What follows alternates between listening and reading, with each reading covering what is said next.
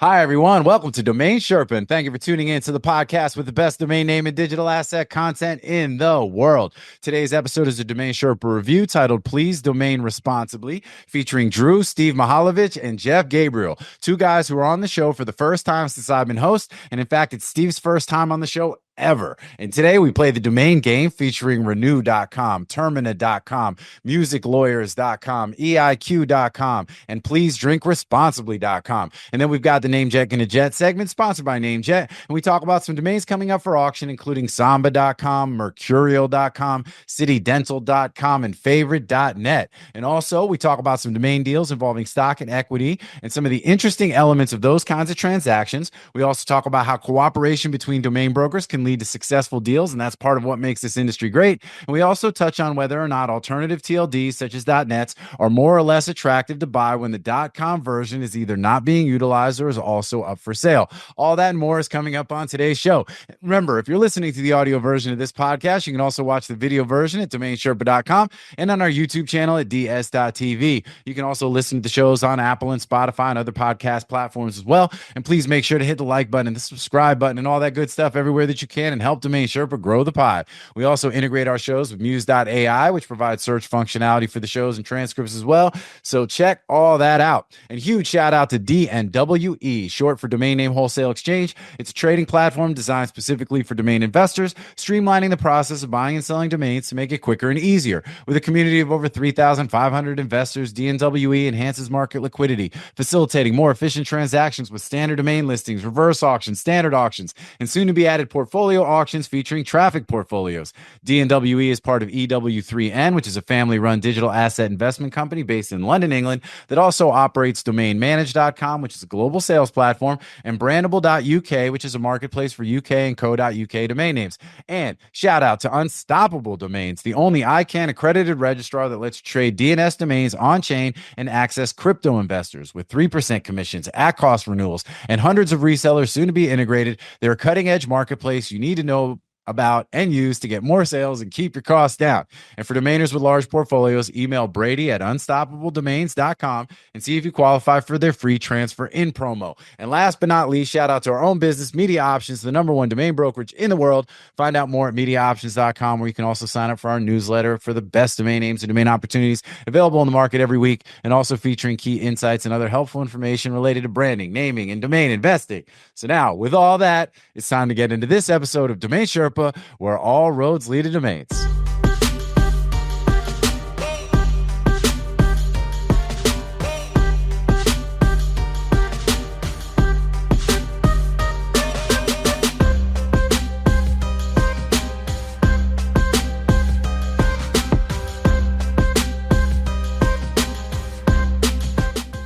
What's up, Sherpa Network? Thank you for tuning in today. My name is Jonathan Tenenbaum, aka JT, aka J On, aka Sherpa Winfrey, host and producer of DomainSherpa, where all roads lead to domains. Today's show is a DomainSherpa review. This is where we get into the minds of successful domain investors using real examples so we can learn strategies and tactics to become more successful domain name investors ourselves. These are the experts, the OGs. We got some special guests on the show today that are on. One is on for the first time since I've been host. One is on for the first time ever. So super hyped up, but these are guys that I've known for a long time, and they are absolutely OGs. So to the audience in advance, you're welcome. There are 4 segments to a DomainSherpa review. We've got the grand opening. That's where I intro the Sherpas, see what's going on with them. We talk about some related things, some unrelated things, some AKAs. Then we got segment 2, which is the domain game. That's where we're going to hear about what the Sherpas recently bought or sold. Everybody guesses on the price. We keep score, and eventually, somehow, some way, someday, get some swag to the winner. Then we got segment 3, which is NameJetGonnaJet, sponsored by our friends at NameJet, where we review a list of domains coming up for auction and see what the Sherpas like and what they don't like. Last but not least, we'll get grand closing, where we'll discuss anything we haven't already covered, what's going on in the domain space, looking at the market trends, current events, and allowing our guests to mention or promote anything they want to talk about that we have not already discussed. With that, let's go ahead and introduce the Sherpas. Over to my right, I got a special guest for the first time on the show since I've been a host. We've got the one and only Jeff Gabriel, aka Jeff Leopard, aka Jazzy Jeff, the Fresh Prince. Oh, you see what I did there? Oh, you saw what I did there? Saw it. AKA, I saw you standing there. AKA, I came, I saw.com, I conquered from record sales to sold out concerts. So if you want this encore, I need you to scream until your lungs get sore. Jeff is the CEO of saw.com, premium domain brokerage, previously VP of sales at Uniregistry, the man who built Frank Schilling. Tell him. No, I didn't do that. Oh, come on, man. Let me tell him that. Let me say it. No, it's all good. But no, look, he put in work at Uniregistry, helping to grow that business. And before that, president and co-founder of Igloo. Before that, domain broker at Sato. He's been in the space for a long time, $350 million plus in domain sales. Notable sales at the time, Guinness World Record breaking sales, sex.com. Let's talk about sex, baby. $13 million. And the highest grossing .org sale ever, poker.org, for $1 million. And so welcome to the show, man. What's happening? Just publicly reported .org to me, so. Oh, Drew with the caveats. Well, the .org sale, that poker.org sale was back in 2000 and I think 14. like 12. So I hope that you've beaten it and other people have. And at the time it was a record, and it's like sex.com, it's like, yeah, the record's been broken. And if it hasn't been since then, I mean, that was 15 years ago.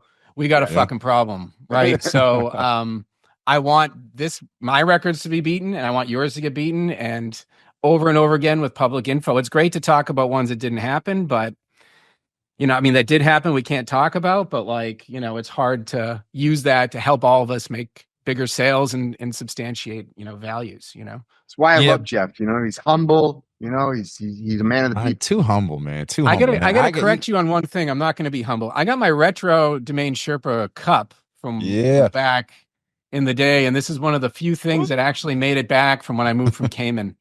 So I made the trip. Here's a fun fact. The two of you got one of those. I own this thing and I don't have one. You want mine? Well, I might have to send. I can send you one, man. I'll bring one the next time. The next time I see you, I'll bring one. I have a few. Saiger did hook us up with the box. Didn't he give you like cases of them that were like in his garage? No, it wasn't a case. I got basically a box full. Let's open up JT's kitchen cabinet. Yeah, JT's been giving them out as Christmas presents for years. Exactly right. I'm like, I just met somebody outside, like one of my neighbors. I'm like, oh, hey, you need a coffee mug, dog? I got you. You know what I'm saying? I'm like, but I got none for the actual people who appear on the show anymore, But anyway, but hey, look, I mean, that sex.com sale, though, at 13 mil is still way up there. I mean, the ones that get to that point, now, granted, look, there are a lot of big sales in that kind of ballpark that do not get reported. But, when you got chat.com, obviously voice.com, I mean, the few that have been at that level, even reported or not, they're special. So, it's a feather in the cap, man. That's what it is, dude. All good stuff. Do you think some of these that are reported as that sale, do you think some of them involve stock that people put a value on? There's a couple of them that I've seen the numbers on, and I'm like, how the fuck is that business supporting that kind of a price for that domain name? So, I think that's probably true in certain cases. For example, privatejet.com or private jets, I forget which one it was. That was the case. It was like, one guy owns all the stock and he assigns a value to that stock, and then he gives some stock to the other and says, "Oh, we sold it May for whatever the number was, some stupid number." So that's Fugazi. I think that there's probably people play all sorts of games, but there are very legit transactions happening in the 8 figures on a pretty regular basis. That we've been involved in, that we've been privy to, that I've had stories told to us from clients who had done deals before, that I have high confidence in. I think they're happening more often than people think. Do you think? I had a random call. Okay, so after the Tim Ferriss interview that I did, I had all these crazy people calling me. You cannot imagine, like, not productive. And love it. Just a caveat. Absolutely. But one of the sectors that suddenly showed up was all these like wealth management people. All these boutique wealth management people suddenly started reaching out. Yep. And I spoke to this one guy, and he's like, "Man, I listened to that interview, and I really didn't know anything about domain names, but I actually happened to have this client who sold all these domain names, and this was a name I had never heard. I'd never seen this person. I never heard of this person. But this guy literally managed the money, and he says he saw the money come in, and that this guy had sold several domain names in the mid 8 figures, not like $10 million, like much more. Yeah. But who knows? But I do think that here's I think the best way to say it. The ones you hear about are more prone to be fugazi with some kind of weird stock deal, overvalued stock, than the ones that you don't hear about. Yeah. Because most of the big ones that do happen, either the buyer or the seller, or in most cases both, do not want that to be public. That's the problem. I would imagine that the ones you hear about have a higher propensity of being, fake, or some sort of, maybe not fake is the wrong word, but inflated. Yeah. Some sales, the buyer or the seller has said, I don't care if you say it, but I'm worried about my own safety. Totally. And I don't want to be attached to that. And then they're 100%. Like, so it has nothing to do with not giving you what you want. It's really just personal. Yeah. Safety is one thing. And then, your long lost cousin, that's another thing. The long lost cousin with got a bad deal in life, and suddenly thinks they got a rich cousin to, but have you had a sale where it's a big deal, like millions, and then the buyer pays a decent amount, so it's not fugazi, is amount of payments gone in, it defaults? Do you think that should still be reported as a sale, even though the payment plan didn't finish? Because it's like you can buy a commercial building for $1 million and it bombs and you let it go. Like that's still a comp. Yeah, that's a very good question. I don't know that I have the answer. My personal, let's say, what I would want to be the standard is that I think that that's fine. I think that if it's being reported, though, I don't know. I think that's fair. If somebody wants to report a sale and it's, $20 million, but it's payment over 10 years, whatever the terms are, I'm fine with that being reported. I think ideally, you at least just say it's, payment over time, or it's on terms, or, there's some indication. But, I think for it to really go down in the books is like this sale happened and it was at this price, a certain amount of money needs to be collected on it, right? Like it needs to be like, it's not like $1, and I know what you mean. Yeah, like more than 25% has to get collected, or something like. I sent a couple of sales to Ron Jackson, and he came back and he's like, I see that some of these are at escrow.com, so they're not done. I'm like, well, they're payment plans and they're done. He's like, they're not done. I can't post them. I was like, oh, okay. I didn't realize, I wasn't trying to slide in there. I was just didn't really think about it, but I knew that these were totally. Pretty good sales. Yeah, well, and look, the shout out to Ron for wanting to kind of put some sort of standard validity on it or whatever. Exactly, even asterisk to it. I think that when it's disclaimed to say, hey, it's on a payment plan, I think that is an important aspect of it until it's fully paid off. But on the commercial real estate side, I think that's a really interesting point, because oftentimes those sales are going to be reported with a mortgage on it. That it's not like they say, oh, this deal went down, but it. But we're making 0% of those deals happen. 0% of those deals. So it's like, I think that's a really interesting. So we're actually at a higher standard in the domain space, which is even funkier because there's so many less domain sales reported than actually happen. But I think on the flip side, on the stock piece, more often than not, really, it's not even about the ones that get reported that are inflated, but it's the stuff that's not reported. And there's so much value in some of these deals, based on the stock. It's almost like maybe not the full on equivalent of the guy that did the painting at the Facebook headquarters who, turned a $60,000 commission, into $200 million of Facebook stock. But, we definitely have been involved in some deals where the stock has added a whole lot of real value to these sales that would, make it, put it on put those sales on some lists, if you know what I'm saying, But let me ask you this though. Most of the time when the buyer is willing to give stock, that stock isn't worth a roll of toilet paper. Not at the time and that they're it's making. Yeah, well, maybe not a at the rarity. time that they're doing the deal, right? Or the Yeah. value is the value comes later, right? Yeah, but it's never like if Microsoft is buying a domain, they're not like, I'm going to give you 10 million in Microsoft stock. They're always just like, I'll just give you cash. Like, we're not giving you. Yeah, but we've got a couple. Well, so generally speaking, a public company is going to pay with their stock, right?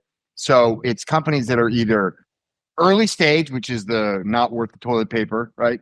Or it's pre-IPO, in which case they're just being conservative with cash, but they've got this stock that is basically, let's say, you know, there's a level of speculation, but there's real value there, right? Like there's a clear timeline and a path to liquidity, and so that stock may have, you know, significant value.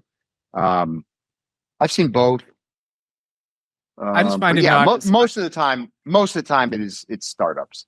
Yeah, the established companies, from my experience, aren't interested. They usually just say it's an accounting nightmare, and we just want to give you the cash. Yeah, but you could have a situation where you have an established company or entity. In fact, we had one of these very recently, where they had sort of called like an offshoot entity that they were, you know, starting, and they were willing to issue equity in that entity, but based on who it was that was effectively, you know, doing it, you knew that equity was going to have and has proven to have real value. So, you know, it's interesting that no deal is the same, right? Like we used to say domains are snowflakes. Oh yeah, it just clicked for me which deal you were talking about. Yeah, like that deal. I was like, yo, can I please take my commission in stock too?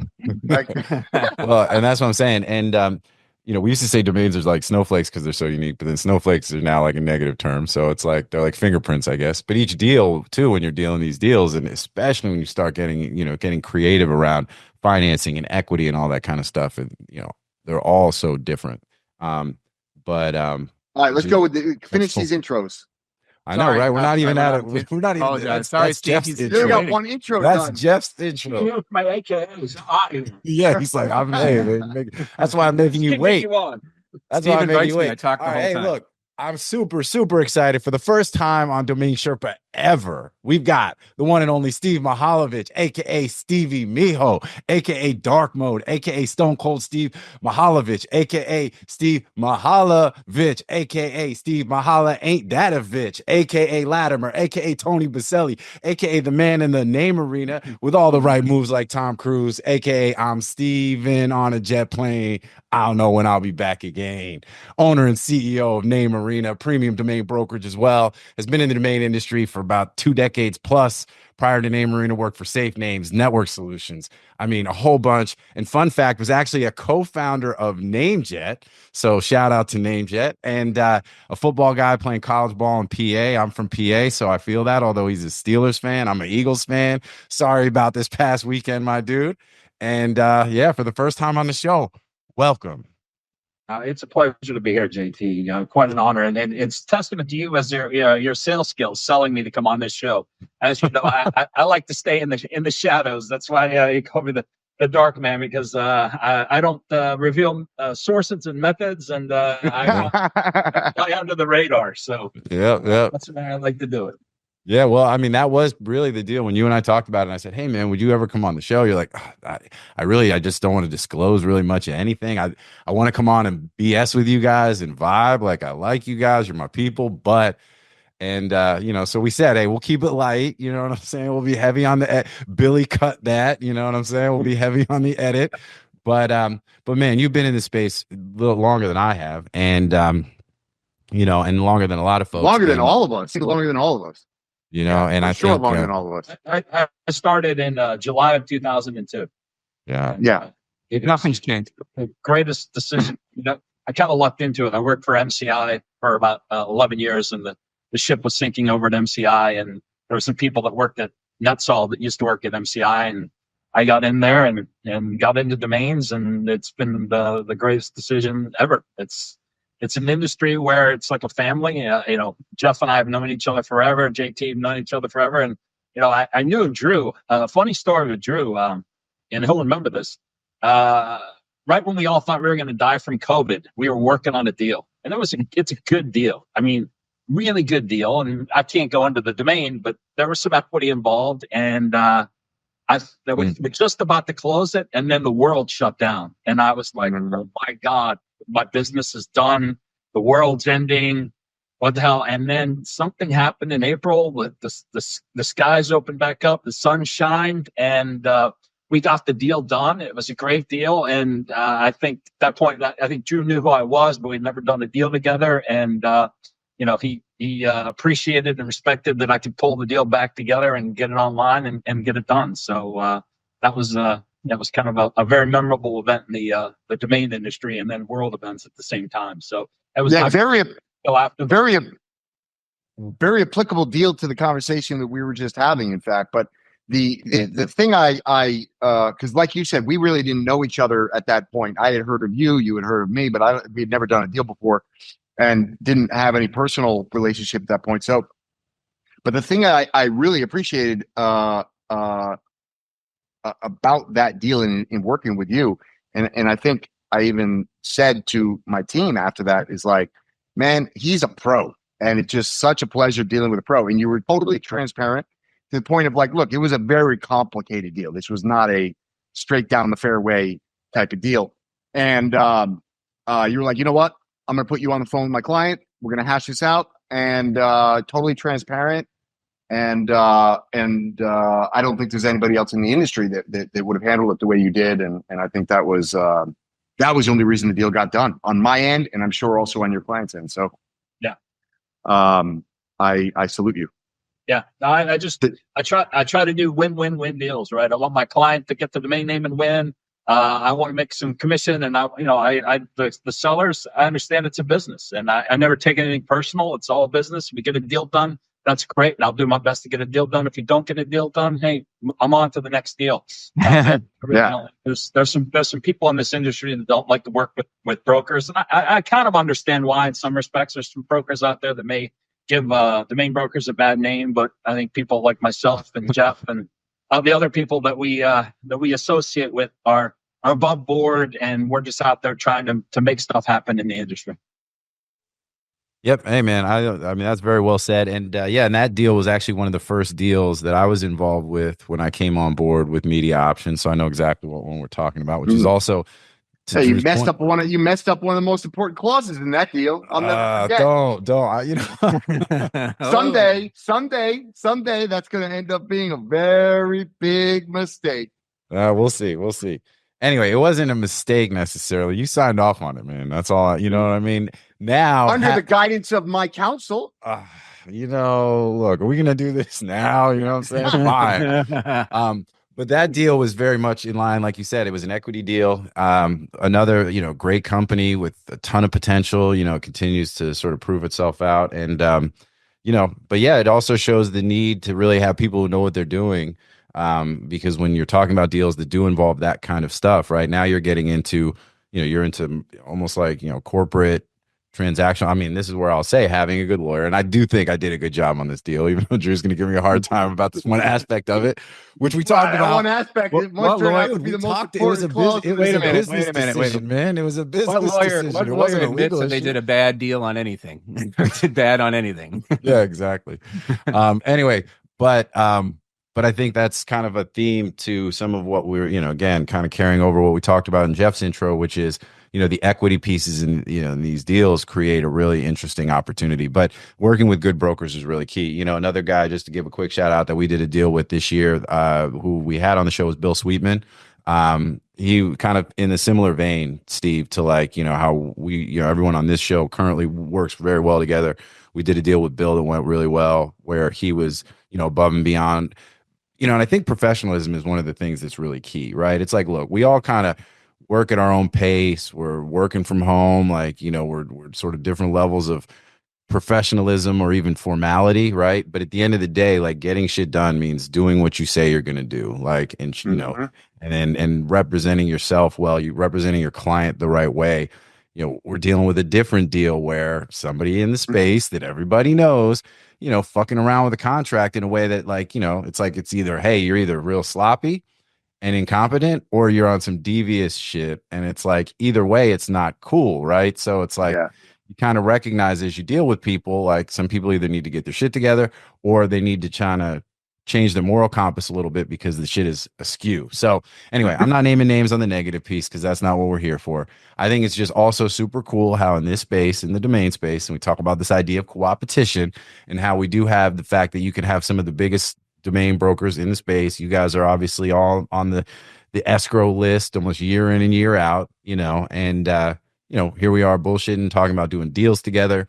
And Jeff's got a podcast. I want to, shout that out too. You guys, if you haven't checked that out yet, to the audience, like give that a listen. It's the same kind of thing. Like we promote folks within the space that are our friends and our, colleagues. So anyway, all good stuff. ICA last year, a domainer came up to me and said, I thought you brokers would be at each other's necks at this show, and it's surprising that a lot of you are drinking and laughing together. And I was like, well, I mean, I've known these guys for years, and it's nice to talk business, and it's, nice to hear what they're up to and how things are going and talk about deals and things like that. I mean, I find that if Andrew calls me and says, hey, what's the price on this? I give him the price. We can have an honest conversation about where it's going to go, what's going to happen, and he goes and does it, or he comes back and says, forget it, it's not a thing. And then, like he said, move on to the next deal. And it's refreshing, working with a broker that you call and just say, hey, what's the price on that? And they're like, oh, you need to make a minimum offer. You make a minimum offer, and then it's like X, XXX is what you need. And it's like, oh, I need to know who your buyer is. Fill out this form. And you just like, give me a fucking break. Like, let's do a deal. Like, if you want to do it, my buyer hired us for a reason. Your seller's working with you directly to do this, and let's come together and make something work so everyone can walk away happy, right? And that's the goal. We're all going to eat. Yeah, we are. Yeah. Jeff, you bring up a good point. When you were starting out, Saul, you were kind of calling me, picking my brain about, I started my own company and you were going to start your own company. You gave me I gave you some ideas. And then when I was starting my company, I reached out to Mark Daniel, I had known for a long time, and kind of picked his brain. And, there's a great group of people that we share ideas, we share thoughts, we tell funny stories. Hey, you're not going to believe what this client did. And we're like, oh yeah, this client. So it's such a cool experience when you have people that we're not really competing, but we're in the same industry, sharing ideas, sharing thoughts, each trying to sharpen our skills and do a better job for our clients and make more money for ourselves. Now, listen, I know I got sharp elbows, but I haven't gotten an invite into that little group. Where's my invitation? Mark is a great man. I'm not a bad man. Mark is amazing. Mark is actually, forget about domain brokers. Mark, straight up, Mark is just one of the most salt of the earth human beings that I know. Like, yeah, I would say if I took all the conversations I've had with Mark, 3% of it was about domain names. An overwhelming majority might have been about phish and the Grateful Dead. And then the vast majority of the other stuff was about, how's family, how's life, like all good. You know what I mean? Like, he's just a great, great person. I was joking around with Mark saying, don't forget the little people and send me a postcard someday. And so he went to a phish show and I got the... Of course he did. I got the postcard. Oh, was that the Sphere? The show at the Sphere? It was. No, this is when he was in Cancun for the show. But at the Sphere, when we were there last year, we went and looked for the seats he had at the Sphere before the show. When we were there, everyone was there in January. He's like, oh, I know where my seats are. So we were like walking around the seats to find his seats for the Sphere coming up. And I can't imagine what that show was like. Was he like in the upper bowl for that? I don't know that I could handle. No, he was close to our seats where we were sitting. Dude, we were up there, man. Shout out to the ICA, but like, y'all put us into nosebleeds and like. So quick note, because I've never been. It's one of the only things I actually am jonesing on. I actually really want to go check that out. But do you want to be up, down, middle? Like, where do you want to be in that joint? I would rather be lower than higher. Yeah, but I feel like like in a normal concert, you want to be, front and center. But I feel like in that joint, you probably don't want to be front and center. Well, it's really immersive, right? So no matter where you are, you're going to be experiencing the thing, right? Mm-hmm. What I didn't love about where we were was, you can't get in and out of your seats during the show because it's tight. And you're way out where we were like, back against the top of the Sphere, you know what I'm saying? And like, it just felt like, I don't know, man. Like, I'm not a great heights guy, you know what I'm saying? So for me, and I couldn't imagine you're at a show like Phish or The Dead or whatever, and like everything that's going on, because I've seen some of the clips and some of that Everything's stuff. going on in your head or in the Yeah, you're surrounding vibing environment? up there. Dude, I think he I was don't still know. reeling over his pickleball loss. I think that was what was Oh, going dude, on. I are we think still? Are we? reeling You know what over I'm that. saying? I still hear about it. I still hear I'm about not it. harboring any resentment at all, but you know, Alan Shiflett can kiss my, you know what I'm Oh saying? no. No, I'm just playing. We Alan, love it's you, all Alan. good. It's all good. Alan, Paul, it wasn't cheap at all. You know what I'm saying? You guys deserve to win the way you chose to win. That was your call. You know what I'm saying? It's all good. No, no, but all the jokes aside about pickleball and all that kind of stuff, the Sphere was an awesome experience. My only issue with it was the movie that they have, like their default movie is like it utilizes some of the like the capability of the Sphere, but it's kind of a bummer. Like it wasn't like it could have been a much better story, and instead it was sort of like this space dystopian kind of like, you know, I just thought that it missed an opportunity to be awesome, you know. Humans polluted the earth and ruined it, and then a new society rises at the end. Yeah, and the rest of us got to go. Like we got to Yeah, bounce. We It's got to like, go it's with like Elon, Wally. It's you like know? Wally. Yeah, Pretty yeah. much. It's like, oh, it's the Earth has been trashed and destroyed. We now need to leave Earth. You Yeah. know, and it's kind of like, I don't know. They threw a little hope at the end, but it's kind of like, look, you go to Vegas. This is what and I've said this before. I think even on the show, you go to Vegas to be uplifted, right? To have fun, to vibe out, to gamble, like the whole thing, the shows, the restaurants. You know, I don't go to be like lectured or fucking even worse, depressed. You know what I'm saying? Like, Your morals. what are you talking about? It's by the guy who did Yeah. Requiem for a Dream. Like, of course it was dark. It's the dude who did Black Swan. It's like, what are you doing? Like, visually, it's incredible. But somebody needed to be like, nah, we're gonna make this shit happy because we want people to leave being like, yo, I'm gonna go fucking vibe out now in Vegas. Not, oh, I'm gonna go cry on my pillow and you know and off myself. Like, what are you doing? Maybe they calculated that some percentage of the people walk out of there and put it all on black. Yo, Maybe. people want they might have been like, All right, yo, let's fuck go. Let's get into domains. Oh, yeah, I haven't even introduced you. All right, real quick. Last but not least, below me, we got Andrew Rosner, a.k.a. Morpheus, a.k.a. the Dirk Diggler of digital assets, a.k.a. Bob Lee Swagger, the sniper, a.k.a. Drew. Drew got what I need, a.k.a. every Rosner has his thorn, a.k.a. never going to give Drew up, a.k.a. Graybeard, the domain pirate, a.k.a. I got that beard on today. You do, Are you man. always You a got Dirk that- Diggler of domain names? The Dirk Diggler of digital assets, man. I don't You even know where what I'm that saying? came from. And it only Song. stuck because I told him to stop saying that one. That's exactly what it was. He's like, I hate that. Don't do that again. I'm like, not only am I going to do it, I'm going all in on it. It's like my 12-year-old kid. Like we talk about, he's always been deliberately difficult where he was a little kid and I don't even think he understood the whole idea of double negatives, but we're like, stop doing that. And he's like, I'm never not going to do that. It's like, okay, great. You know what I'm saying? Like that's where we are. And that's how I feel like I need to be with Drew. So that's where we are. Anyway, all right, guys. Well, look, let's this was the intro, and I'm super excited and happy to have you guys on the show. I mean, we're already getting into some really, really good stuff. So I'm sure the audience appreciates it too. So with that, let's go ahead. You guys want to dive into the domain game? Jeff, you bring a buy or a sell. What you got? You got a name for the game? When you talk about the domain game, you're talking about names that we bought, sold, or as a broker, or as a domain. Anything you can name. You can do That's anything you want. You pull However a you name want up. to slice it. You know what we've noticed? Like recently, we're just talking. I mean, because we're just talking about this right now, we actually just did a co-brokerage deal with what is it? Ryan McKegney, and his team. We sold Renew with an E, RENUE .com. RENUE. Okay. Right. And you can disclose the price? Yep. And it's Renew with an E on the end, so not RENEW or RENU. That's owned by Bosch and Loam and such. But we sold that for $125,000 with them about a week and a half or 2 weeks ago. I thought that was a pretty good sale. Wait, time out. Did you just tell us what you sold it for? Oh, whoops! I bombed it. You can't tell the price. We got to guess the price. Dude, I know you Oops. don't watch the show, obviously. You know, Well, you tell pretend us that a name. now that you know, you can all tell me it was too low. So what do you think it sold for? Well, no, I was gonna say 50K. So you know, 77. All right. I probably would have been the under. I would have been around 50 is about where I would have put it.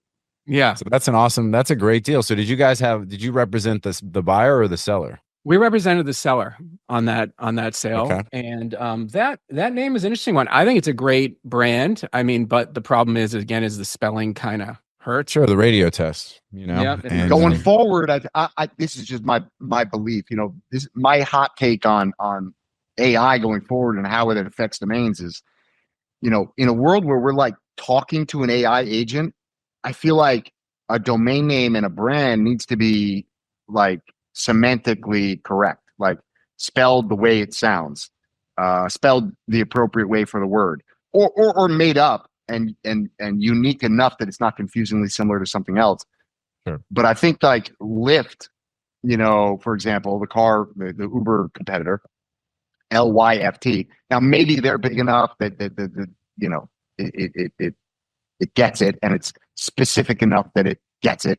But I think that something like Renew or like I see a lot of weird spellings of access, for example. I just saw that today, so that's why it came to mind. I think you have to have the right spelling, because otherwise you're just in like an ocean of confusion. I can't barely spell access. I don't even know if I can properly, number one. And number two, when I saw like Dave Evanson made a great sale this week with bets with a Z. Yeah, like shout when out I to was Dave, 250,000. I saw that. Yeah, when I was at Uniregistry, we sold jackpots with a Z. I think for like 15 grand. I've never been a fan of plural with a Z. When you use that in marketing, usually it's like or people who use that, I kind of feel like it's lower end, like lower money. You know, just lesser educated, I guess. I don't know if it's the right way to put it, but just I don't get high-end vibes from using Z instead of S from people. And I think it was a great sale by Dave, obviously gambling. I like that high-end. I don't get high-end vibes. I don't get high-end vibes. Like if I saw, or as my kids say who play a lot of sports, when they'll be like, those are B team vibes. You know what I'm saying? It is B team vibes. It's a B team kind of gambler. But like I feel like if I had a choice between bets with a Z or DraftKings or something else, I'd probably, if I didn't know what they were, I would kind of stay away personally. But I'll play the game one more time because I screwed up Renew. I can give you another name, or do you want to go to somebody else? No, let's go. Give us another name, man. Let's keep it moving. That's a great sale, though. Congratulations, and shout out to Ryan too. Yeah, they did a great job, and they were great to work with, and you know, he's a nice guy as well. Sure. Termina. Yeah, and shout out to Dave. You know, I mean, mentioning a few other folks in the space. It's, you know. Yep. What was it? What was the name? Termina.com. TERIM. Termina. Is that terminal in Spanish? No, it's actually appointment in Spanish. Okay. Tengo una termina. Like I have an appointment. Is it a buy or a sell? This was a acquisition. All right, and okay. Spell it one more you time. Represented the buyer. Great name. I probably sold for a lot less than it's worth. So you said it's Termina. Great name. All right, hold on. TERMINA.com. Yes. Okay. Yeah. And this was an acquisition. All right. I don't know if it's developed yet. All right. So you put it on your phone. Steve, you know how we do this? Oh. Yep. Ready? 3, 2, 1, flip. Oh, wow. Steve's going low. Steve, you have 10 grand? Yeah. If we were playing Limbo, Steve won. So all right, so he's at 10,000 or 9,999. I'm at 100,000. Drew is at 149,000. 888. Not that it matters. He's buying it. Just going to get a good deal. Well, I mean, but the price was 57,500. Woo! Oh, that JT gets it. Woo! Let's go. All right. Great. I mean, listen, that, you know, that's literally appointment.com, except that in Spanish, it's even more widely used than the word appointment.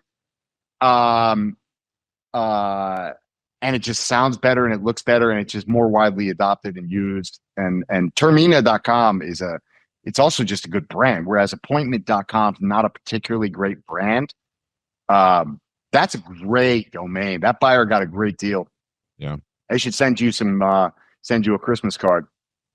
Well, there you go. Well, I love it for the Spanish application, but even as just as a cool brand. Yeah, just name, as a brand. Yeah. You know, Termina, it's like kind of to your point, Drew, right? Like when you say it, you know how to spell it, right? I'm not sitting there Mhm. saying like, you know, for the most part, that spelling is how I would spell it.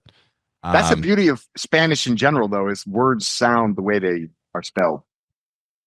It's like, yeah, exactly. Which is unique. You know, More things phonetic. done in a common sense kind of way.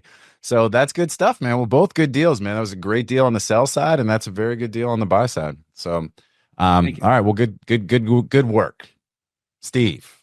What about you, dog? What you got? You got a buy or a sell for us? Was he froze? Is he froze for all y'all? Uh-oh. But I Sorry. do have one that I actually. There we go. Who's it? Oh, You're back. You froze up for a minute. no, you're good though. You're There you good. go. You're good. You're good. You're good. You're good. Okay. Is Jeff on board? I think it's all right. So I have one that I actually I did for myself because I can't share any client deals. And I just saw it and I got it. And it's musiclawyers.com. Oh, nice. You know, it's funny. I actually got a little holiday card, you know, one of these stupid digital holiday card emails from the number one, JT, you probably got it too, from the number one like attorney in the music business. Yeah. I got that in my inbox today, and it's probably the right buyer for that domain because I couldn't even tell you the name of the firm because the name is so convoluted. But because it's the last names. But yeah, we worked with him with part of 8bin and everything. Yeah. So, exactly. Yeah. Yeah, I got it too. And then Gary stuck us with the bill. Thanks, Gary. We did. Yeah. Thanks, Gary. You know they're good because they weren't cheap. You know what I'm saying? Yeah, exactly. All right. So this was a buy or a sell on your end, Steve? All right. Oh, so you bought this. Okay. So now And you bought it on the drop, or did you buy it from someone who owned it on? Do we share that information? I mean, only if you want Generally, to. not really, unless No, it's like, you know, making a step difference in the price. I don't think it matters. Musiclawyers.com. All right. I'm ready. I'm ready to bring this home before we even get to Drew. That's what I'm doing right here. That's it. Well, hold on a second. I lost my calculator here. Hold on. Well, you better bring it home because otherwise, I don't think you can participate in the one that I'm doing. I know. That's what always happens, man. So now I'm going to be. You know. It's music lawyer, singular, right? Plural. Yeah, plural. Plural. Musiclawyers.com. Okay. I'm ready. All right. 3, 2, 1, flip. Drew, yours is all right. So Jeff is showing 1,139. Drew is at 2,488, and I'm at 4,500. What's Jeff? I can't see. What's Jeff's number? I can't see it. $1,139. Jeff is the winner. $511. Oh, okay. Wow, great buy. That's a great deal. Yeah, where'd you get it? I got it on the beloved NameJet platform. Ah, man. All right. You know what? I'll be honest with you. I saw it, and I've done some work for music lawyers in the past, and it just caught my eye. And I'm like, you know what? I'm going to give it a shot. And I never thought I'd win it because I thought Braden would outbid me for it. But I don't know. He must have been sleeping. He must have been sleeping that day. Well, you know, it's interesting because we have Braden on the show all the time, obviously. And, you know, when he talks about his legal domains and he's got this, you know, huge portfolio of legal names, I get the sense that they're not buying. He poo-poos them. He poo-poos them mostly. Yeah, he's not a buyer of names in that vertical. I feel like he's more of a seller. You know, maybe. Yeah, I think he's still a buyer, but he poo-poos it. I mean, you know, they're cheap. The lawyers are cheap. But at $500, I mean, that's an easy 10x, 20x. 20x easy. for sure. I mean, that should be a quick money. Yeah. Yeah. And Jeff with the point. All right. Well, there we go. Drew, it's on you now. So, damn it. I had a shot. Should have gone low. Let's see. I should have gone low based on how low you went on Jeff's acquisition name. You know what I'm saying? Yeah. Like that was a tell, and I didn't use that as well as I should have. All right. I'm gonna say I'm gonna go with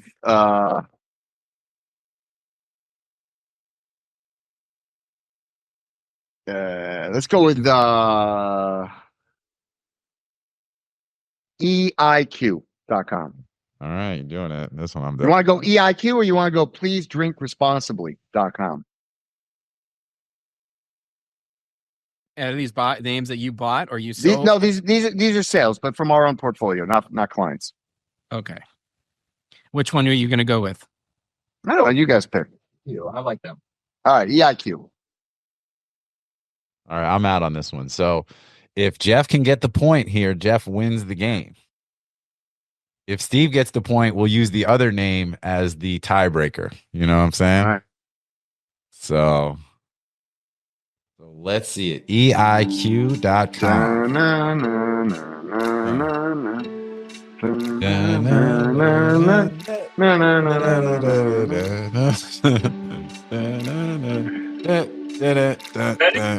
right, here we go. All right. Ooh, okay. Jeff is at 107,223. Very specific. Steve is at $149,000. And it looks like we are going. So, first off, we got to bring these guys on more often because it makes me feel good. And everybody else always makes me feel bad about the things I disclose. So, I actually didn't think it was a great sale, but we sold it for $250. So, Steve gets it. He gets the point. We're going to overtime, baby. we go. Overtime. I actually think, look, I've done very well with some of these 3-letter IQ names, also 4-letter IQ names. And because intelligence is like a huge there's so many enterprise applications for intelligence, and IQ is another way of saying intelligence, and it's an even more brandable way of saying intelligence. And so there's a lot of companies that use IQ in their brand name. EIQ, I had it priced at $750. Generally, I would never discount it that much, but it was, it was end of year, and actually, EIQ, it might have been the first inquiry we ever got on EIQ, or at least the first time we ever got a serious, offer. They started around 50, gradually worked them up. They actually walked away. I think after they offered 150, which is what you pegged it at, they walked away, and then they came back and they said, "Look, 200, that's our best and final." And I said, "Look, if you can pay before the holidays, I'll give it to you for 250." And it did, and it just closed on Friday, so I let them have it. And I think they got a good deal, and I think I got a fair deal. And but I do think it's a great name. It's kind of emotional intelligence also, is EIQ or EQ. I think they say EQ more than EIQ, but still. Anyways. All right, so now we're going into overtime. We'll go pleasedrinkresponsibly.com between Jeff and Steve. So it's 3 words. Please drink responsibly. Yep. Pleasedrinkresponsibly.com. 3 words. This is big time overtime between two newcomers. Actually, I've sold a few 3-word.coms. Not many though. The domain Most of them game, in like the insurance deep on the business, domain game. health. Please domainresponsibly.com. We sold a name that was a little bit longer, this one, and I thought to myself, I wouldn't even hand register that, and it sold for like $6,000, right? And so sometimes you see these that are just, this is a very common saying, though, especially in the United States in this particular time of year. And this could go if they really wanted it bad, and it's the right buyer, you could ask for something within reason. We ready to flip? But how do you commercialize it? That's the thing. Well, Thank You for Not Smoking was a movie, right? And DUI attorney. There's definitely Getting DUI attorneys like, drink your heart's desire and then call me. Well, they act like they don't want you to drink, right? But it could be you could have like an alcohol company that uses it for campaign, So all right, let's see it. 3, 2, 1, flip your phones. I think I went too high. I All can't right, we see got Steve's. Steve's at 7,900. 11. And Jeff is at 11,500. It's a tight race, but Jeff takes it by $500. Whoa! What was the total? It was exactly $10,000. Yeah. And the buyer is actually making a movie, and I'm going to get a producer credit with a special thanks at the end of the movie. A producer credit? You asked for the producer? Yeah, I said I want a producer credit. That's it, man. Boom. See? You can't get equity, you're gonna get credit. So That's you it. know what? I had priced this one at 25, and the reason I was a little bit firm with the guy, I came around when he said, "I'll give me the producer credit and the thing." He actually disappeared for like 6 months, and then he came back and said, "Look, we're making a lot of progress. This thing's going to get made. Let's do something." And he offered to give me the credit, and I said, "All right, let's do it. Go ahead." And he said he's going to do something. He said he's going to do the movie's going to be like a public benefit. So, I think it's going to good hands. But the bottom, I think, of all alcoholic beverages in the United States now say, "Please drink responsibly." At the bottom of every can, every bottle. I think it says, "Please drink more responsibly," right? Isn't that what it's supposed to say, right? Oh, I don't know. I don't know. That's probably what they want to say. You know what I'm saying? So it's but hey, all right. Look, that was great. Overtime round within $500. Good job, guys. Yeah, congratulations to Jeff for the win. I got a Domain Sherpa hoodie for you that I can probably get to you. Well, even Steve. I mean, it's we're all Florida, so there's we'll figure out it. Well, it's funny. I told Jeff, I'm like, hey, I'm going to be in Tampa in a couple of weeks. Still an hour away, but yeah, it's close for Florida. Close-ish, yeah, exactly. Yeah. Like it's closer, but all good. All right, well, cool. That's what's up. That was I personally think that was a great show in the domain game, even for one where I didn't win. I had a lead, couldn't seal the deal, but that's all right. That's what the next show is going to be about. In the meantime, congratulations to Jeff for taking it home. MediaOptions is the industry's leading domain broker specializing in domain acquisitions, high-value domain sales, and domain name consultation. As pioneers and thought leaders on the subject of the domain aftermarket and domain name value, plus through their clear domain acquisition service, MediaOptions offers startups and established corporations an unparalleled scope of high-value domain options, providing access to domain names and curation technologies not available elsewhere. MediaOptions believes in the power of a great domain name and is dedicated to helping you obtain yours. Call or email today to put a domain to work for you. All right, well, let's slide into the next segment. We've got NameJetGonnaJet. This section is sponsored by NameJet. We're going to review a list of domains heading into auction. We're going to see what the Sherpas like, what they don't like. You can go to the DomainSherpa website, DomainSherpa.com, to the page for this particular episode and download a spreadsheet that'll have a list of the names that we're talking about, along with Esteban appraisals, some back order information, and other stuff. So to help you all along in your process. And so let's go ahead and pull the list up and let's talk about it. Steve, we'll start with you since Jeff started the domain game, and you are next on sort of in the counterclockwise motion, order on my screen. And there's about 16 names, so you can talk about a couple of these. Can I see the list? Yeah, I sent you the list, man. What you need me to do? You need me to send? It was attached to the email, man. You know what I'm saying? You know what? I'm going to put the list in the chat. Don't worry. I have to admit, I was rushing this morning. I was playing softball this morning, so I literally came from the softball field, hopped in the shower, and jumped on this. I forgot that you do a whole lot of softballs, like your jam, right? I mean, that isn't that. I do three things: I play softball, I buy and sell domain names, and I eat. There you go, man. Love it. Now, So. am I crazy? Because JT said you used to play football, but I for some reason I had it in my head that you played hockey. No, it's funny you say that. I did not play hockey. I wish I did. I'm from Pittsburgh, so hockey. Why did I think that? I wish I did. I mean, I'm an old offensive lineman, so that's why. I'm not out there self-promoting. I view my clients as my quarterbacks and running backs. So if I do my job, then they're happy, and that's my mentality. But I'm a huge hockey fan. I'm a huge Penguins fan, and I love hockey. And I wish I did play, but didn't grow up skating, so I never really played much. Played a little stick hockey, but that's not the same. But that's why, in the AKAs, I gave you the Tony Baselli. You know what I mean? I was actually going through offensive linemen, and I was like, it was almost going to be Anthony Munoz was an option. I had a couple others. You know what I mean? Yeah. It was very humbling to be even in the same breath as Tony Baselli. Hey, man, that's not an easy position to play.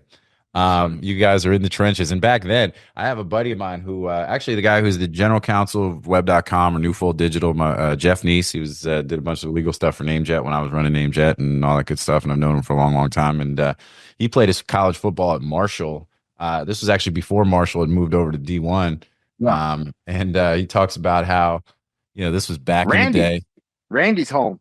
Yeah, exactly. Randy Moss. Randy's got cancer. Yeah, it's liver cancer. Yeah. Yeah. So weird, right? No, just let you know, don't take anything for granted. But Jeff will tell the story. He's old like us, and where it was like first, second practice, freezing cold, whenever they were out. I forget, maybe it was, I don't know. It was cold because it gets cold up there. And cracked his, thumb between two helmets, and they basically that shit looks like, and they're just taping it up and send him right back out. You know what I mean? They're like, yeah, now you got the club hand like OCE Manure or whoever that was that, John Pierre Paul.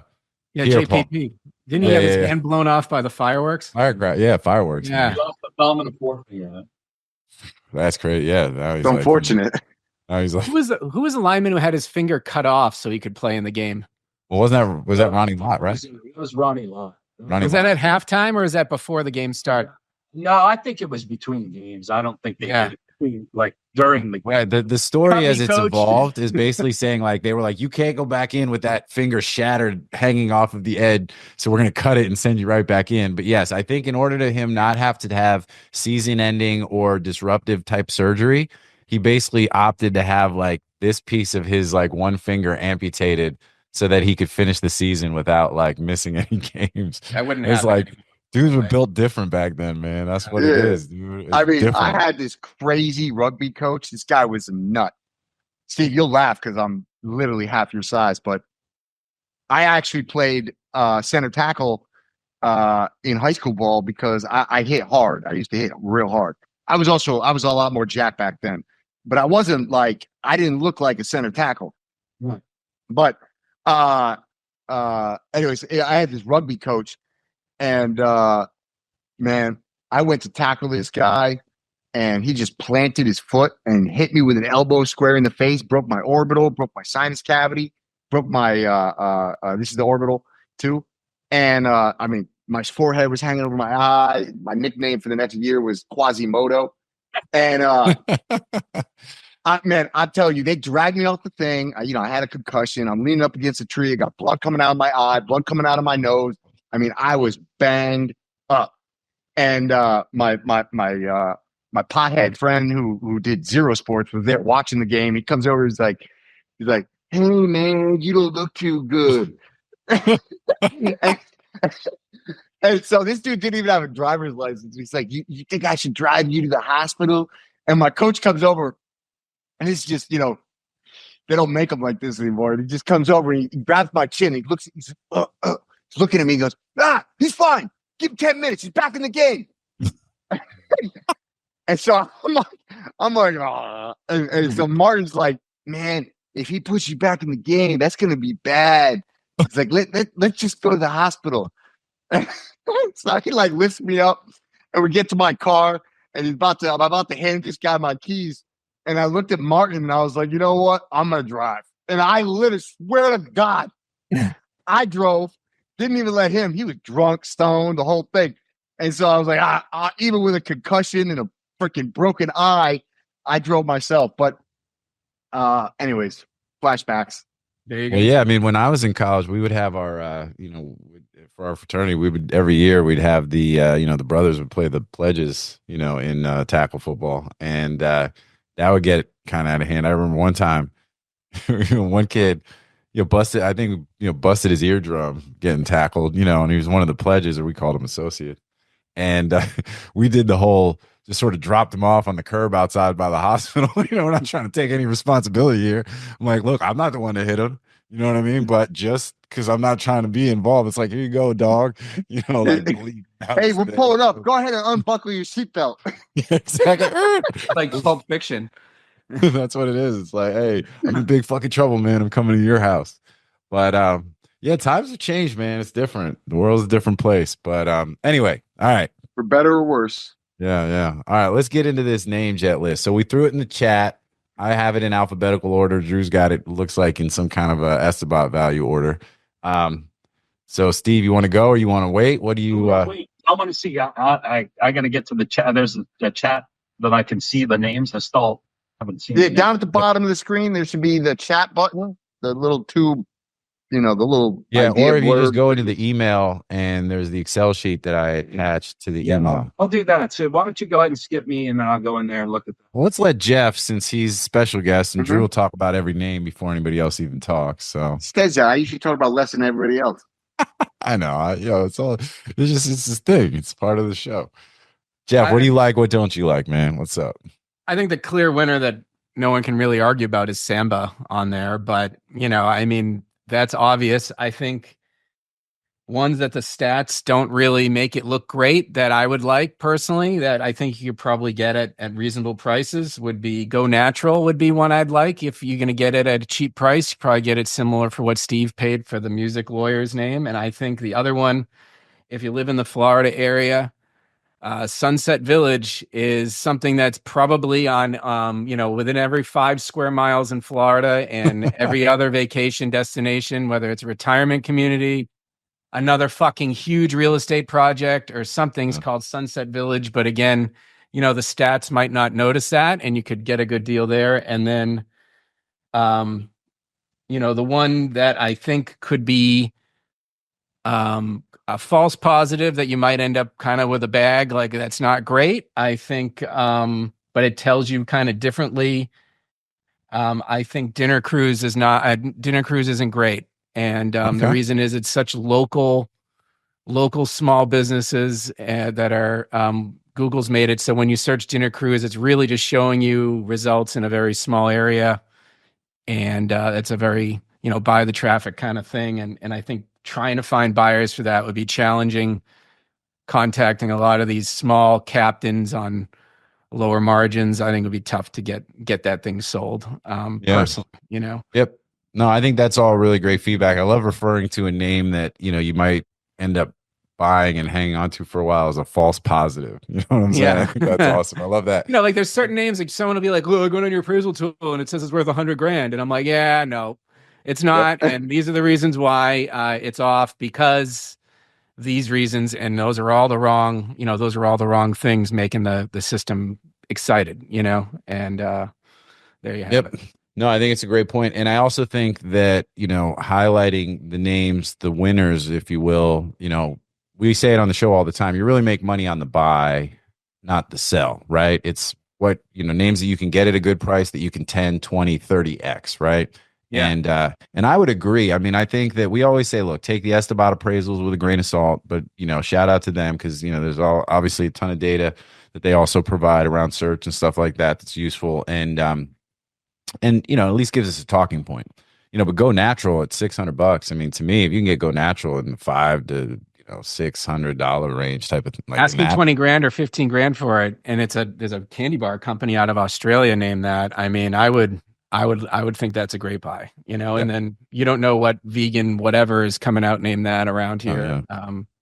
Samba, I think, would be hard if you bought it as a company because you got all the old Adidas shoes that you're going to have to compete with in SEO that come up. And so you're going to have a hell of a time ranking for that. Same with if you buy an animal name, Well, there's a software company from back in the day called Samba. There's, but even if you go online. That's probably who owned it. There's insurance. There is, it's. I think it's the best name on the list. Without a dance or song, you know what I'm saying? Like there's so much stuff in, that from a brand standpoint, I would agree. I think you obviously have to be careful around shoes and certain classes of goods, but there are plenty of companies out there that are using that. No, the point that Jeff was making wasn't about the trademark. The point Jeff was making was about SEO. It was actually a very astute observation that if you buy a common name that's like an animal or a type of music, suddenly you have to compete in SEO with all this generic content like Wikipedia and every Samba enthusiast, so association and every little Brazilian community around the world, and like there's a lot, all the music, all the content, there's a lot of generic content that now you're competing against from an SEO standpoint. Yeah, I mean, it's Good luck. Yeah. Like Llama got, is the name of the new AI product, but like, you're still competing with National Geographic and Wikipedia. Now, amazingly enough, you search Llama and the AI tool comes up first because, what a surprise.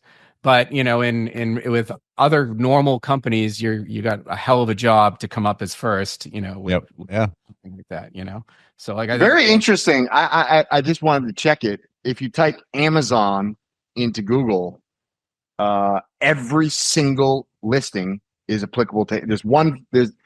So 9 out of the 10 are actually from Amazon, and then there's one that's Wikipedia, but it's the disambiguation for Amazon the company and not Amazon the rainforest. Very interesting. Well, that took billions and billions of dollars to make happen. But it's also human. It's also human. What they're converting on the search results, right? So Google knows what converts. You're going to put the river up there first in the rainforest. I mean, that's not going to convert. That's a bad experience for their clients, right? So yeah, I was very happy to buy Save the Rainforest once. I paid 10 grand for it. I've never had a single person ever inquire, ever. Nobody cares. Nobody wants to save the rainforest. Nope. That's not my problem is what people are saying about that, So, all right, well, let's keep it moving. That's all good stuff. Steve, are you ready? What's that? I said, I've seen the list now. Thank you. All right, let's go, man. Talk to us. I actually, and it's kind of timely. I have a dental procedure tomorrow. So I like City Dental. I think it would be a pretty cool brand for a dentist office. And I know what I have to pay tomorrow for this dental procedure, so I know what kind of money the dentists make.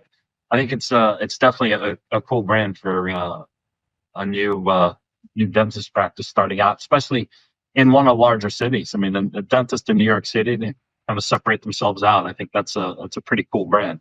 Not a huge dollar name, but I think it's a good brand. Mm-hmm. Also, like. I do like Samba. I think it's an okay brand. I think that the rest on this list are not great names. You don't like Waterbag? No. What a sexy name, huh? I almost got rid of Waterbag off the list. It's like the PG version of douchebag. That Waterbag. That's what I'm saying. Think of those weird bags in the 1950s. And you're trying to be PG, but you're like that fucking Waterbag. But I guess in my mind, I thought of it like from a sports or running, you know what I mean? Like you get those, almost like a fanny pack with water. You call that a camel bag, right? Is that what those are? They actually have a name already? That's a camel bag. Yeah, it's a camel bag. I thought it's that like rubber thing from cartoons, from the 1950s cartoons that they had in their beds. Oh, to warm, to keep you warm. You filled it with warm water. Oh, yeah. That's what I was thinking. My grandmother still had that. When I sleep at my grandmother's house, she are those water bags? I don't know what those are called. Let me see. It was literally a big old, like, it turned your bed into like a water bed, but it had, can't remember if it was plugged in or she just put she might have just put boiling water in that thing. But it was like, yeah. Yeah, on Amazon they're referred to as hot water bags or hot bags. On Walmart they're hot bags, or on Amazon it's hot water bag. But yeah, I would say hot bags has a different meaning. I think that's I would say that's Drew's new nickname. Fun bags. Hot bags has a whole different meaning as well. But yeah, you're right. And like I said, that was a name that was really close to getting cut. So yeah, probably shouldn't have made the cut. Probably should. You know what? I wish I cut it now. No, we wouldn't have even talked about it. All right. So, Steve, anything else, man, or that's it? For the right company, I think exercise ball would be interesting. I mean, that was pretty hot for people to use, exercise balls to do stretching and, different. Yeah. Now people sit on them for office chair. It's true. That's true. So I think obviously that's a different category. It's like a keyword domain, but somebody that is selling those, I think would be a great keyword domain name to use and create a landing page and promote their products. Yeah, I'm with it. All right, Drew, what about you, man? You ready? Yeah. Yeah, I mean, I already gave my thoughts on Samba. I like it, but it is, it's a crowded. It's gonna be a tough climb. I kind of like Mercurial. I don't actually even know what does it even mean? What does Mercurial mean? I love it. I'm a big fan. and irritated. It's not a positive word. Yeah, but I like it. Okay. I always thought it meant like dynamic, you know? No. It's sudden, it's subject to sudden or unpredictable changes of mood or mind. So it means somebody who's a little, it's kind of like you, Drew. You're mercurial. You know what I'm saying? But it's not a positive. I knew I not a liked it. positive I thing. knew I liked it. It's certainly not a positive adjective. That's fair. That's a fair see. point. I actually thought it was, but There are, if you Google it though, there are. I mean, even Nike's got a mercurial line. There's a couple of computer science right, companies. because you know what it is too. I consider like the god Mercury, right? And I think Yeah, mercurial. well, that's why I thought about it was Mercury. Was I was thinking about from that And standpoint. according to Google, it can have both positive and negative connotations because it could mean animated, lively, or quick-witted. In fact, you might describe Well, I someone like as it. having a That's me, mercurial baby. temperament if they're clever, Like lively, JT and said. quick. See, boom. Or if when used to describe someone's mood or behavior, it's usually a negative connotation, emphasizing volatility, unpredictability, and fickleness. You know what I'm Yes. saying? You could have left it at the first definition. You know what I'm saying? Like That's how I think that of would've it, been though. okay. That's how You I could've just actually stopped. do think of it positively. I like the word a lot. I think it could be interesting, especially from a crypto or some other kind of standpoint. Like if there's, to me, there's probably some tech leaning use for this domain, but I think it's also what you buy. We're not talking about a huge sale here. This is it doesn't exactly roll off the tongue. That's right. I also really like City Dental. I think City Dental's a banger. I don't know what somebody's going to pay for it, but probably 10 to 25 grand. I bet you there's a solid buyer out there for investment solutions too. There's just so many investment companies called so many different things, and investment solutions is a pretty. It's long, but yeah. Yeah, that Yeah. name is like a Josh Reason special. Like, when we have Josh on the show, he talks a lot about, kind of picking those words that at the end, like solutions names, for example. Mhm. And Steve probably naturally rejects the name because of network solutions, you know what I'm saying? Because of his history there. And I feel you, dog. It's like it's like a histamine. It's an allergy. Notice JT starts hugging himself when he starts. I know. I'm like, Yeah, I feel you. yeah, I feel you. No, it's like it's I gonna be gotta feel okay. comfy again. It's not your fault. It's not your fault. I never think about places I got paroled from. So. There you go. Exactly. You know right. what? I'm actually going to go out here. I'm going to say Relocator is my favorite name on this list because that is a huge business. It is an enormously growing business as people become more and more and more able to work from anywhere. Businesses are moving.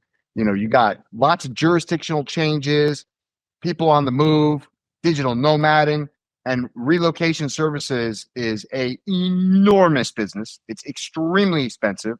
It gets paid for at the enterprise level.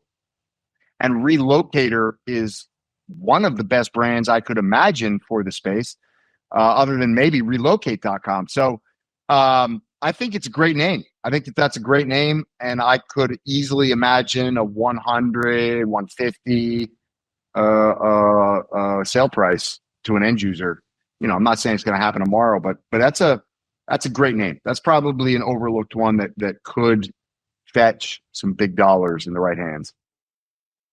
I'm with it, man. Yeah, no, and I think that. And I'll also say I like favorite.net. Again, it's got to be for the right price, maybe $5,000 or less. But favorite.net, it's that's just a big enough keyword that I think that name eventually finds a home. Do you think I have some clients that have a lot of .NET names and they're not making a lot of sales, and I've talked to Braden about it, and he owns a lot of .NETs as well, and I kind of feel like .NET is not performing the way it used to in any way. And It's definitely not. It's definitely not. It's definitely the ugly redheaded stepchild.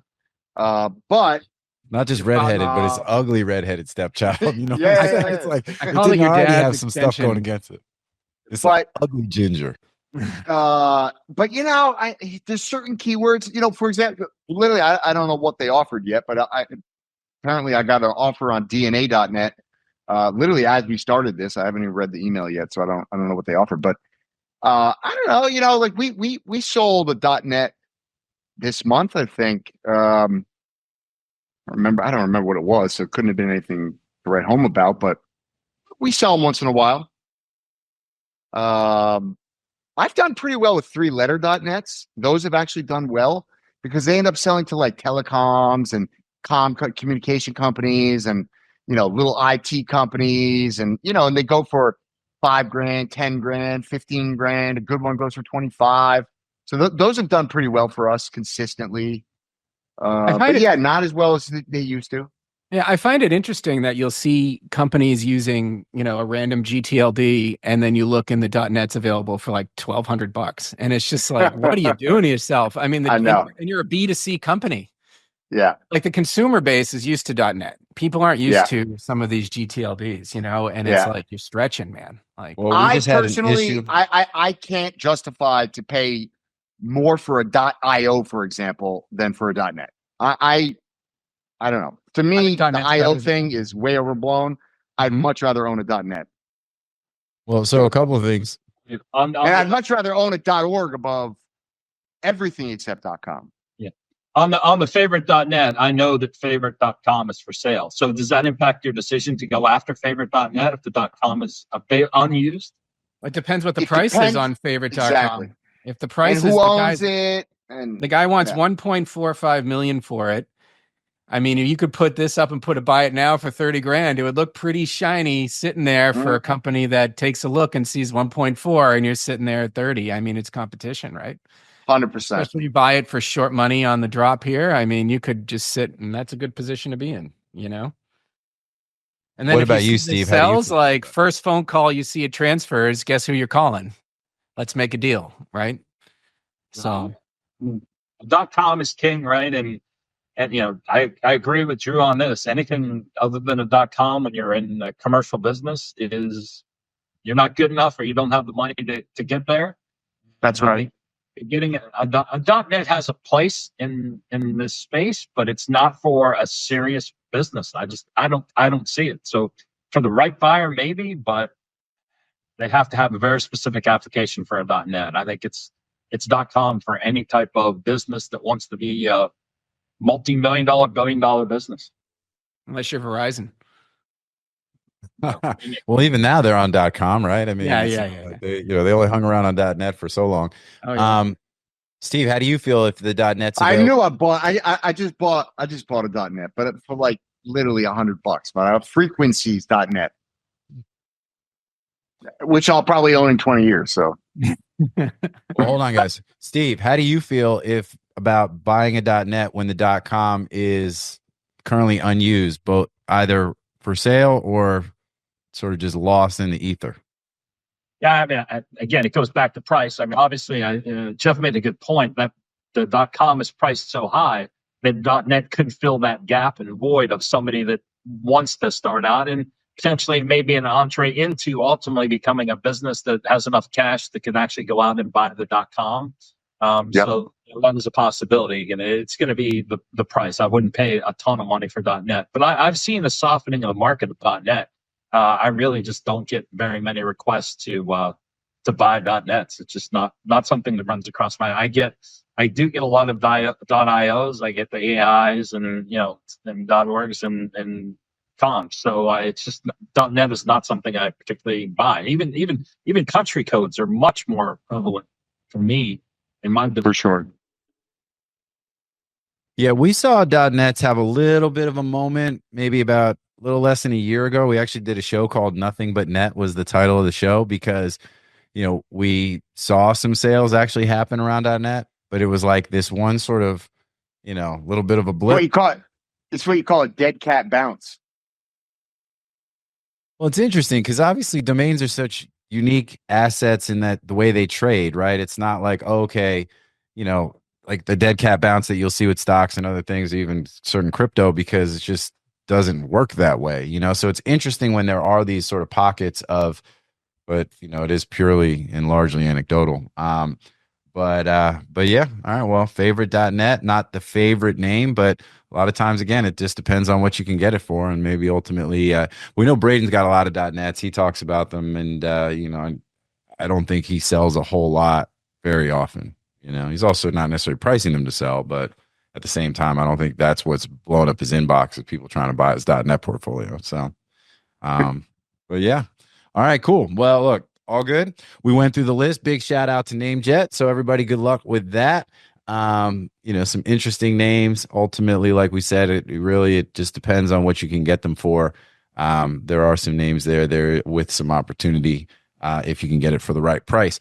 All right. So with all that, we're kind of at the grand closing. We've got about 3-4 minutes really on the clock, but we can extend a little bit if you guys want to talk about anything. We've covered a lot of ground on different things. Been a great show. Jeff, why don't we'll just go around the horn again, starting with you. Anything else that you want to mention? What else you got going on in your life? I know you got your podcast that you're doing. When's the next episode of that? And what else is good? Oh, I've taken a little break from the podcast, but we launched a marketplace back in August. You can check that out at market.saw.com. We're constantly working on it. The team that built most of Uniregistry is working with me to do this. And, awesome. I had 7 years building that and 5 years doing this and over $500 million in sales. So, and this is what we do. And so come check us out.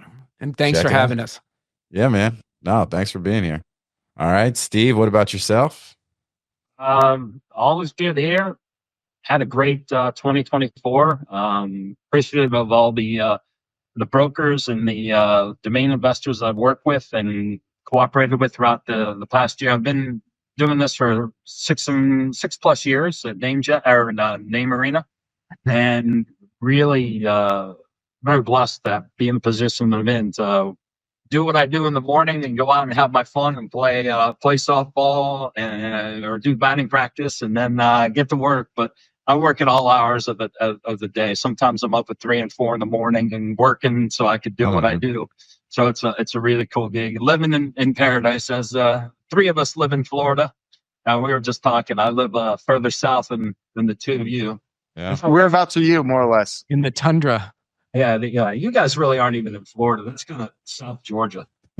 Yeah, I'm definitely in like South Georgia. I mean, where Jeff is in Tampa, it's a little bit more Florida, but he's in Naples. Yeah. In fact, I heard. I don't know Shane. I've never met Shane, but I guess he's got a place down here. He was talking when I saw the episode where he had his bird down here. Oh yeah, it's his. That's his right. folks. Yeah, it was his dad. So he was down there for a little. I don't know how long he's there for, but you guys should connect, and I'll help. Yeah, I'd love to connect with him. I honestly, I've never met him. I've watched him exciting times. Oh, that's really funny. Yeah, I just assume everybody kind of knows everybody, especially you guys have been around so long. But we'll definitely help connect the dots. Well, I got a little bit of noise in my background, so I'm gonna mute. But all right, cool. What are you looking forward to in 2025? Just another strong year. I've got a lot of working a lot of deals right now, and I'm selling some names. So if you want to go out to namearena.com, I have my premium list out there. I don't sell a ton of names. I'm probably 85 to 90% on the buy side, but I do have some good quality names out there that I am selling. So if we can get a deal done, that would be great. Awesome, man. All right, Drew, last but certainly not least, the mercurial one. You know what I mean? What's good? All good. Like Steve, amazing 2024. I think it'll end up being our best year ever. If we get this last deal closed, I think it puts us above 2021. We're right down to the wire. We'll see if it closes this year. Yeah, excited for 2025.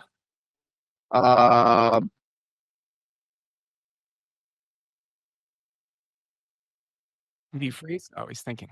No, I'm thinking. My brain. Drew doesn't talk for a second, and you think he froze. That's basically how he doesn't move. No, honestly, I'm really glad to have both of you on here. I'm actually shocked that Jeff, you haven't been on since AT became the host. Is that really true? Are you sure? I haven't been on since you had Tess handling. Okay. Yeah. Okay. That's what I'm saying. So, well, and this is part of a. Anyways, I hope we can do this more often. And let me know. It's really nice having you guys on. So I appreciate it. Yeah, appreciate the opportunity. Good. Yeah. I think I think this is the type of stuff that helps the whole space, the whole industry. And yeah, glad you guys could take the time. Yeah, man. Yeah, no, this has been great. I don't know, is this our last episode before the holidays? I think we'll do one more. We'll do our Christmas show, ugly sweater style type stuff. I think I got to get that Am I in that coordinated. show? I mean, you should be, you know. I might so. be. I might not be in that show. Yo, you'd be showing up like the Grinch. You know what I'm saying? That's kind of your jam. I almost wore my ugly Christmas sweater, but I decided against it at the last minute. It is So ridiculous. I got to coordinate that we'll see what's up for next week because I know people are kind of in and out. But so yeah, I think we probably have one more, and we'll even see if you guys are around. Maybe we'll do a big group type thing. You know, I'm still just haven't really pinned it down just because we should do. Why don't we do like we should do a Domain Sherpa hangout once. You know what I mean? Like yeah. Domain Sherpa. Drinking encouraged. Exactly. Yeah, please don't drink responsibly. Well, if you guys are going to the ICA, you should just do one live at the bar at 2 a.m. I'm not going. I'm not going. When we're all loaded. JT flip flops daily. Billy will be there. Yeah. Shout out Billy. Billy will be there. Shout out. Yeah, I've just gotta. Stuff just keeps coming up, man. It gets harder and harder to commit to saying, hey, and but I'd like to go, and I'd also like to go for the 2 days following that are going to be D3's Dominion event. So shout Fred, out D3. Shout out Shane's Fred. helping them with that, and I know they're also having some kind of a little crossover type thing. They're doing some kind of. It just came through on the ICA distro today. I don't know if it's a cocktail hour or whatever, but then the 2 days following the ICA event is the D3 Dominion Web3 and all that stuff type of. So worth sticking around another day or two if you guys are, if anybody's making that trip out there. And so all good stuff. It's like we'll close up 2024 and then 2025 is going to get active. There's going to be, no rest, no sleep for the wicked. I like that buzzkill.com on your website, Steve. Like this. What's the ticket on that? I got some few people I might want to give that to as a Christmas present. Oh, really? we'll talk offline. Maybe I'll give you a special deal. There you go. Okay. All right. Hey, listen, Jeff, Steve, thank you guys so much. Drew, always thank you. Appreciate your time as well. To the audience, thank you guys so much for tuning in. I think this was a great show. Having these guys on, we've definitely made it an effort over the course of this past year to bring some folks on. We had Andrew Alleman on the show twice, and I think we did have Bill and a few others, and and we're obviously a lot of the usual suspects. And I don't know if this is the last show, so I don't know if I should be doing a roll call to thank everybody individually and all that good stuff. But we'll probably save that for the next one. Just save that. But either way, you get y'all know who you are. We love you. Yeah, it's 100%. Well, you get to this point of the year, you got Thanksgiving. We talk about just being grateful for everybody and everything that everybody does. Big shout out to the ICA folks, Camilla, Zach, Nat, everybody that's out there trying to, rising tide, lifting all of the boats in the domain space. It's really, really important because the people that are in this space are great. And most of them working really, really hard in good ways to do good things. And so we appreciate everybody. And but on this particular show, I mostly appreciate you guys, and I mostly appreciate the audience. Without you, there is no us. So thank you so much for tuning in. And if you need to find us, we're not hard to find. Let us know.